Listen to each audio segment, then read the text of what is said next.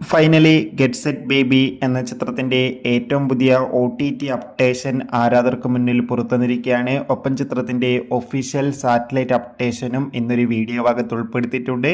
വീഡിയോയിൽ മുൻപ് video like ചെയ്യുക, ചാനൽ സബ്സ്ക്രൈബ് ചെയ്യാൻ വേണ്ടി ശ്രമിക്കുക. ഉണ്ണി മുകുന്ദൻ, അബു സലീം, ജോണി ആന്റണി, നിഖില എന്നൊക്കെ പ്രധാന കഥാപാത്രങ്ങളായ ചിത്രമായിരുന്നു ഗെറ്റ് സെറ്റ് ബേബി. ചിത്രത്തിന് അത്യാവശ്യം ഒരു അഭിപ്രായം സ്വന്തമാക്കാൻ വേണ്ടി സാധിച്ചിട്ടുണ്ടായിരുന്നു. അതുകൊണ്ട് തന്നെ എല്ലാ സിനിമാ പ്രേമികളും ഒരേപോലെ ഗെറ്റ് സെറ്റ് ബേബി എന്ന ചിത്രത്തിൻ്റെ OTT റിലീസിനായി ഏറെ ആകാംക്ഷയോടെയായിരുന്നു കാത്തിരുന്നത്. ഫൈനലി ചിത്രത്തിൻ്റെ OTT സാറ്റലൈറ്റ് അവകാശങ്ങളൊക്കെ വിറ്റുപോയിരിക്കുകയാണ്.